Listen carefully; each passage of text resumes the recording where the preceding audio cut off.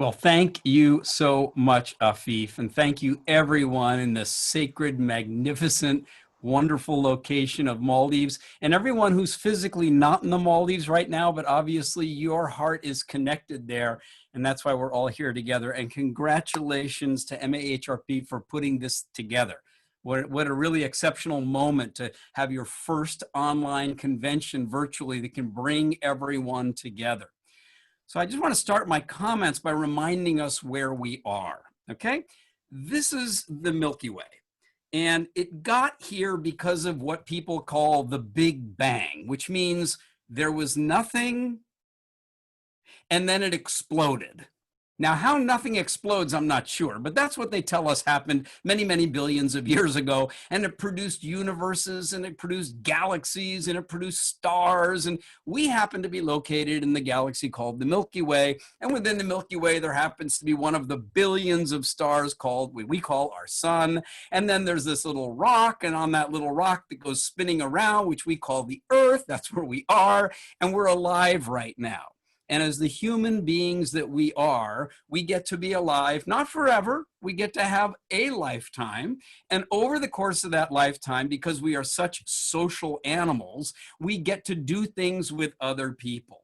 Now, among all the many things that I've gotten to do with other people in different places all over this incredible planet for so many years, there is one country in the world that absolutely took my heart, and that's your country. That's the Maldives. My wife Jen and I have traveled to many, many countries and we've taught, but there is no place in the world like being in the Maldives, where the level of enthusiasm and joy and really heartfelt passion for bringing this sense of love of life to and through with other people, it happens in the Maldives. Now, you are an incredibly important location in the world for us because you probably know my wife and I met scuba diving. And it was in Australia, which is where she's from. And the other day we were talking about just how much we miss going scuba diving. So my wife is actually on this call right now, and I wanted to show her that if I just put my head right about there you go. Now that isn't that sort of like going scuba diving, honey? And you could probably we so much look forward to being back with you again when it will be possible. I mean, we're water people. You know, we actually got married on the beach in her hometown in Australia. There's water. And because we're divers, we love the people, but we also love these sacred animals. And where do we find them? Where do we get to go and be with our friends under the waves? We go to the Maldives. And it's not just my wife and I. Over the years, we've also brought our family. So for example, that's our daughter, Brighton, and that's her boyfriend, Zen. And you know, if those two youngsters end up staying together and they end up having kids one day, well, then it's very likely that those kids' skin is going to look like a lot of you. And you know what? We're pretty happy about that because we are the world. And one of the wonderful, wonderful things about Maldives is the way your part of the world brings and welcomes people from all over the world. So bravo, bravo. Now, we live in rather unusual times. I think we all recognize that. In fact, let's be candid. This particular pandemic situation is the crisis that people alive today have to actually navigate. We have to figure out how to live with this. We're, thank God, not living in an era of world war. Other people have been through that in World War I, again in World War II. That's not the crisis we're dealing with.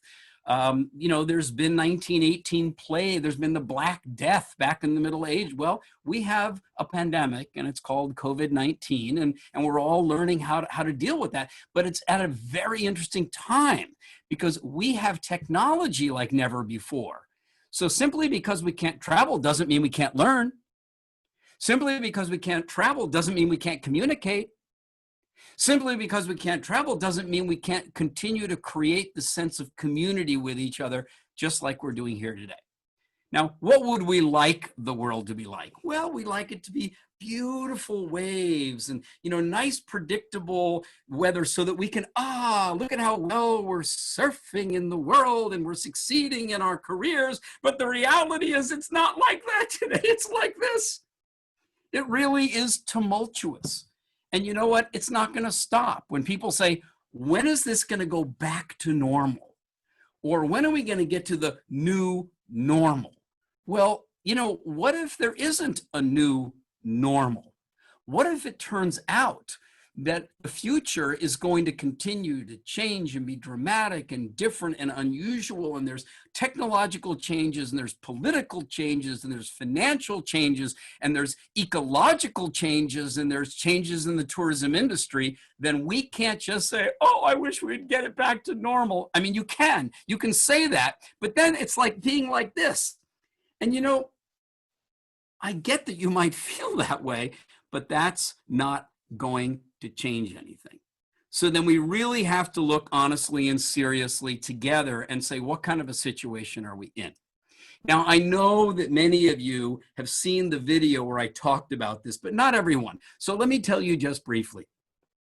When the COVID-19 coronavirus situation really started breaking out, which is like the end of February and then, into March, my wife and I were on a cruise off the coast of Latin America. We had just left Argentina and we were going through the Straits of Magellan, and we were going to be coming up the other side in Chile and then getting off in a place called Valparaiso and going to the capital of Chile called Santiago. It was a 2-week trip. It was on a French ship. It was very luxurious. We were having a great time, and then COVID hit.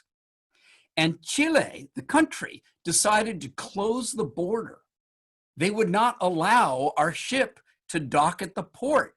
So the captain had to turn the ship around, sail back down the coast of Chile, back through the Straits of Magellan, starting to go up the coast of Argentina, and Argentina closed the border. So we couldn't get off in Argentina. And if you keep going past Argentina, you end up in Uruguay. And Uruguay said, we're not going to let you in either, but we will let you get food. We will let you refuel. So now we're sitting on the boat and we don't know when we're ever going to get off. And if we did get off the ship, we didn't know where we were going to end up getting off the ship.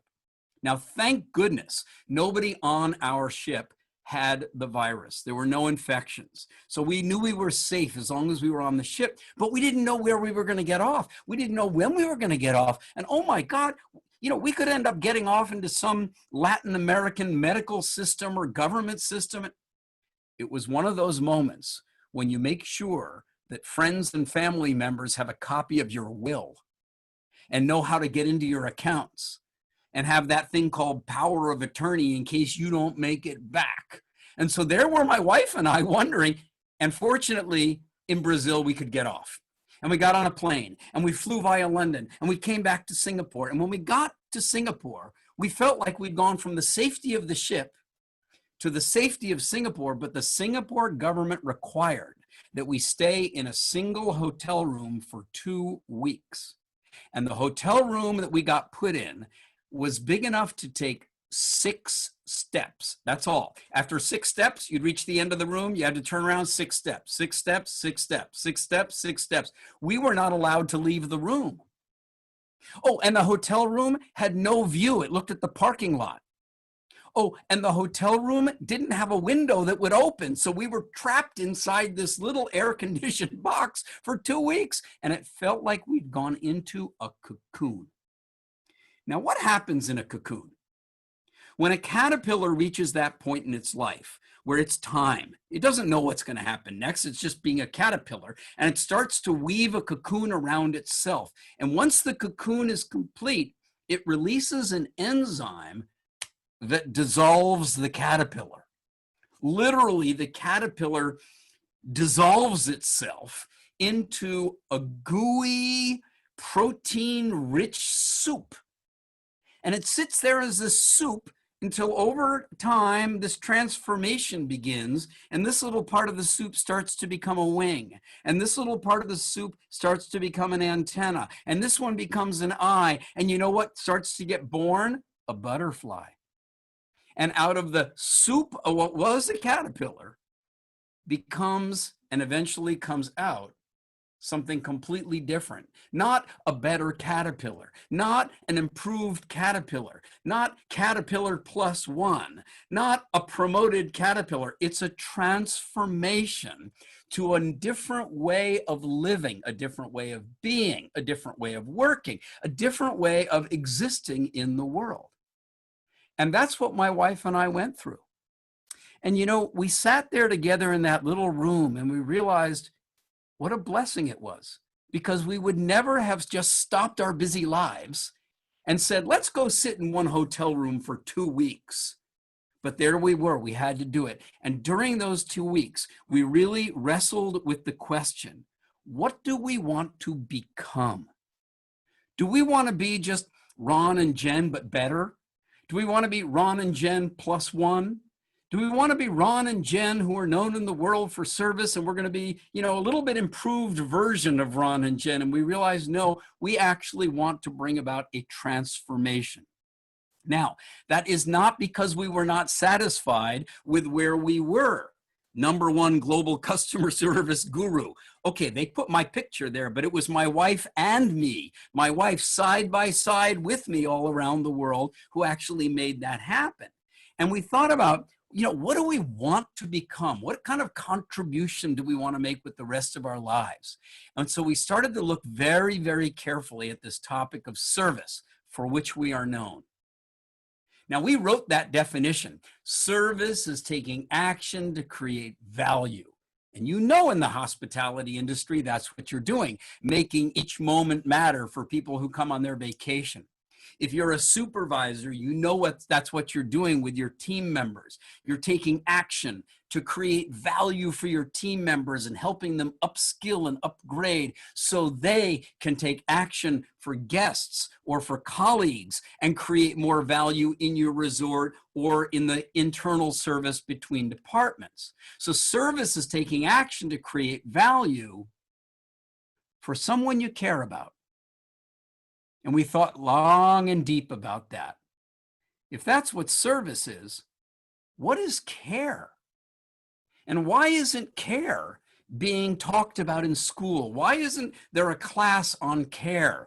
Why is care thought of like only health care, you know, like, or hair care or self-care? I mean, what do we mean when we say, what do you care about? How do you take good care?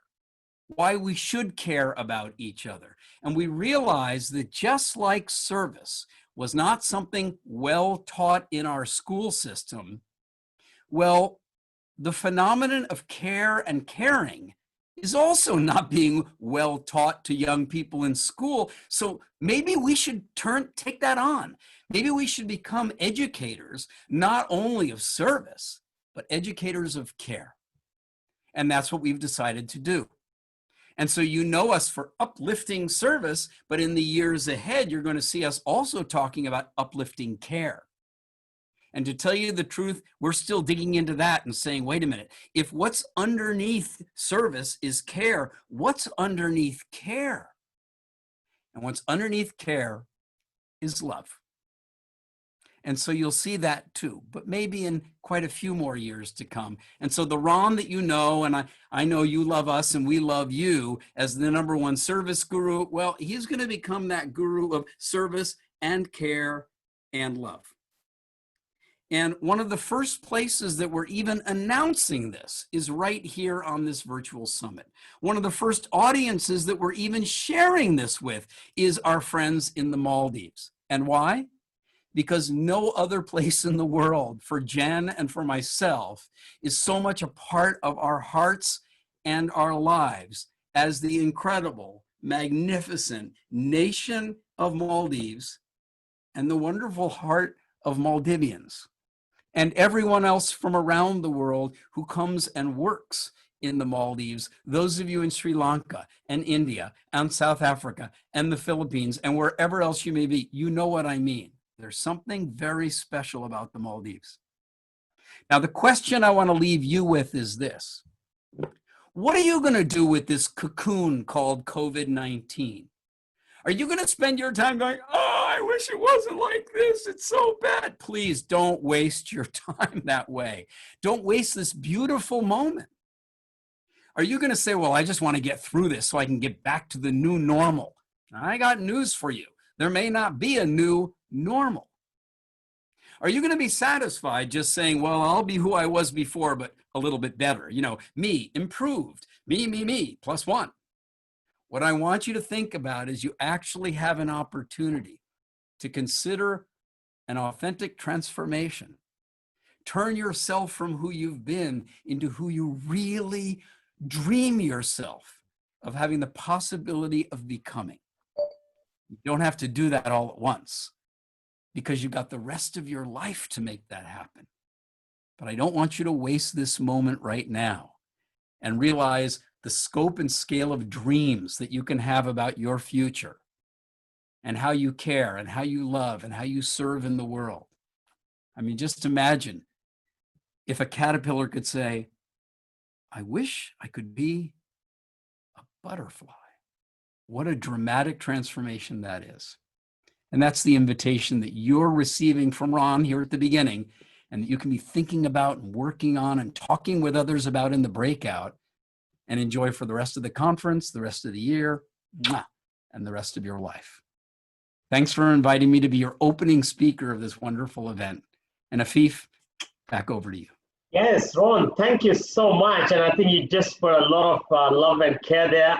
And I know what you mentioned. I mean, you know that we have been in this sessions, and I've seen some of the work behind the Love and Care new learning and education programs that you're going to do. And I invite that to have the launching program in the Maldives. And Mark will work with you on having the public event in 2021. That will actually be very important for us as a nation, because even us as a nation, we need that. We need more love and care and understanding that among each other, regardless of the nationality and regardless of who lives in here. I've got a couple of questions for you. And first question is that obviously you mentioned a lot about care and love, and and this is something I learned from you, and I would like develop that a little bit briefly to all our participants here. We know that there's a very big difference between human being and being human. What could you tell about that briefly? What message is out there? Sure. Because I know there's a big difference. So, yes. Yeah, thank you. Thank you, Afif. The question Afif is asking is this: what's the difference between being a human being and being human? And it's not just the difference between one word, like a. Let's look at it. When I say, what is a human being? I'm immediately isolating that one incarnation, that one body, that one name, that one life, that one biology from everything else. I'm disconnecting that a human being. Now, it's a valid question. What is a human being? It's a body that's got a name, that's got a person who lives with that body. But if I say, what is being human? Then I have to think about very differently. Well, it's the body that has a mother and must have had a father and was a baby at some point. They got raised by people who took care of it, who fed it, who taught it, who raised it within a background of traditions, whatever those traditions happen to be, which would include the idea of a country and a language and religion, and then preferences and sports teams and foods and practices that we do with each other, namaste versus hey, high five, and right? So being human is a social way of looking at human being. Being human is a long-running historical way of thinking about being human, because the way we got to where we are today is because there was the past generation, and before that was the generation and the generation and the generation and the generation and the generation and the generation and the generation. So there's been this history that's been living right up until this moment, the one that we get to be alive in. And you know what? It ain't going to stop, because after us comes the next generation, the next generation, the next generation, the next generation. So being human is a historical way of being. which means that for you right now, you realize, yeah, I am me, whoever you think you are, but who you are is also social. You exist within a whole community. Who you are is historical, which means that what you do with your life, the conversations that you initiate, the actions that you take, the things that you contribute to, the way you help create is going to shape the future of other human beings that are going to come after you and me. And that's the power of thinking about yourself as being human rather than only saying I'm a human being. Oh, yes, yes, yes, it's true. You are a human being. But I want you to locate yourself within the much larger biological, social, cultural, historical phenomenon of being human. Afif? Yes, no, you're so right. And I think one the key message I got from this, for example, even if I travel to a foreign country and if I see a particular situation of how they do things, often the general feeling that we tend to judge, we tend the country, we tend to judge the person who is doing what he's doing. But I think the whole point is that being human is to think deeply and understand why are they doing what they're doing.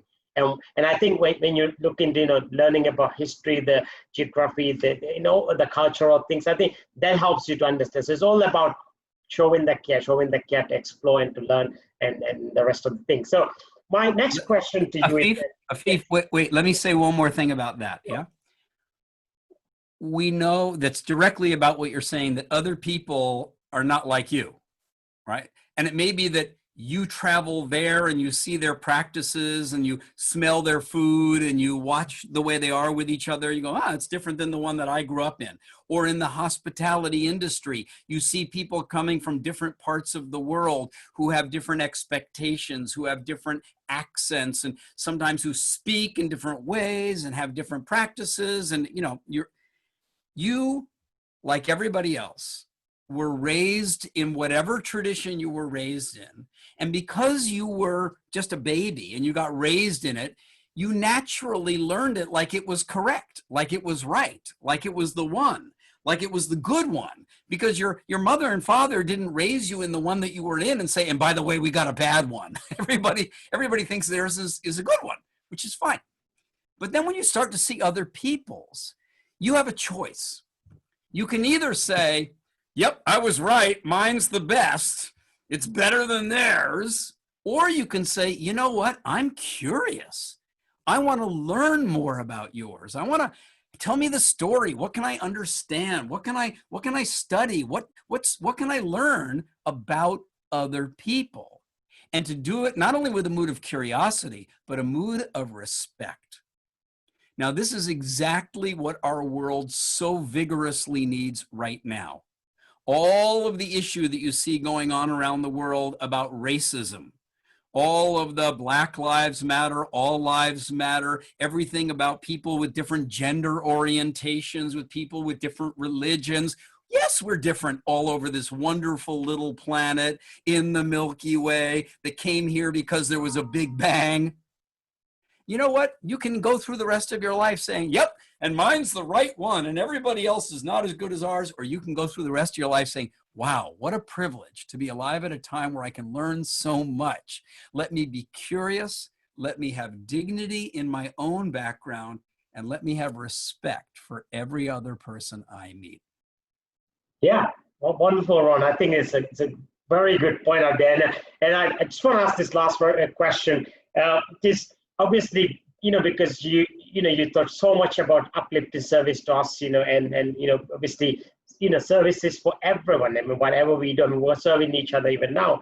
So there's a question from a participant that came, which I would like to ask, which is, especially now in this situation, where we're living in this crisis right now and there are challenges ahead. In terms of service, what do you think that people will care more about now? Obviously, people will be very much, cautious in terms of their spending and what they will do, what they choose to buy, not to buy. So there are all of us here on this call are service professionals. What do you think we should be more focused about in terms of providing good uplifting service?